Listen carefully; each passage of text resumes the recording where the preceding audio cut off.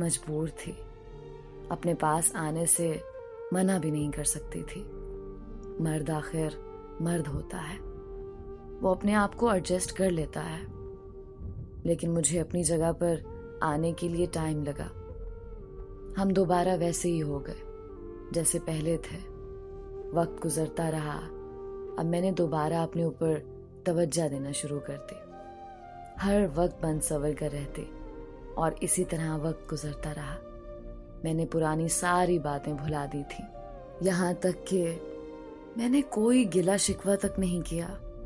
मेरे साथ जो कुछ भी हुआ था मैं सब कुछ भूल चुकी थी। वक्त गुजरता रहा और मुझे वक्त गुजरने का पता भी ना चला। आज हमें दोबारा एक साथ रहते हुए 1 साल 4 महीने और 10 दिन हो गए थे।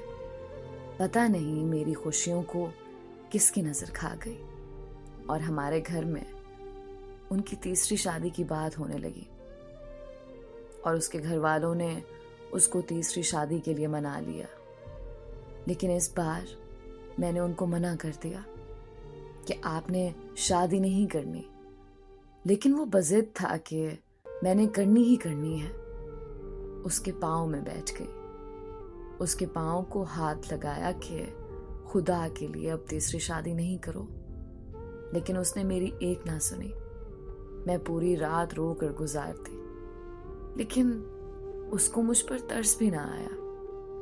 और आखिर वो दिन आ गया जो उसके लिए तो खुशी का दिन था, लेकिन मेरे लिए कयामत से कम ना था, यानी वो निकाह का दिन था। उसी दिन मेरे अम्मी अब्बू मुझे लेने के लिए आ गए, लेकिन मैं जाने के लिए राजी नहीं थी। उसने आज हद कर दी थी। मेरे माँ बाप को बेइज्जत किया, बुरा भला कहा।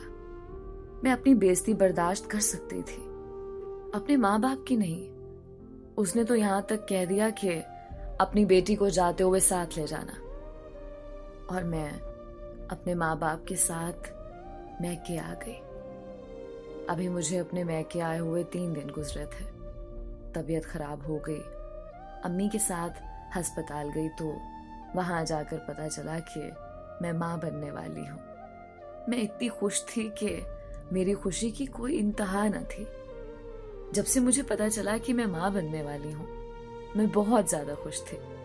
मेरे साथ उसने जो कुछ भी किया था मैं सब कुछ भूल चुकी थी, लेकिन मैं उसके पास नहीं जाना चाहती थी। मैंने फैसला कर लिया था कि मैं अपनी जिंदगी अपने सहारे जीऊंगी। और ये बात जब मैंने अपने माँ बाप से की तो मेरे बाबा ने बोला कि आपकी जिंदगी है, आप जैसे मर्जी जियो, हमें कोई एतराज नहीं है। यहाँ से मैंने अपनी नई जिंदगी का आगाज किया।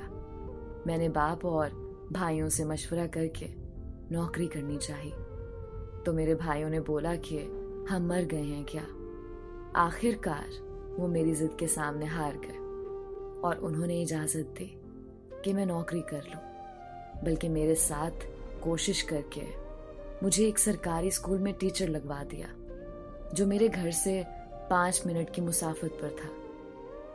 ये सारे काम इतनी जल्दी हुए कि मुझे पता ही ना चला कि मेरे अल्लाह ने मेरे लिए सब कुछ आसान कर दिया।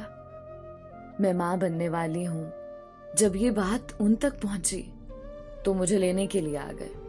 मैंने साथ जाने से साफ इनकार कर दिया और अपने कमरे में चली गई।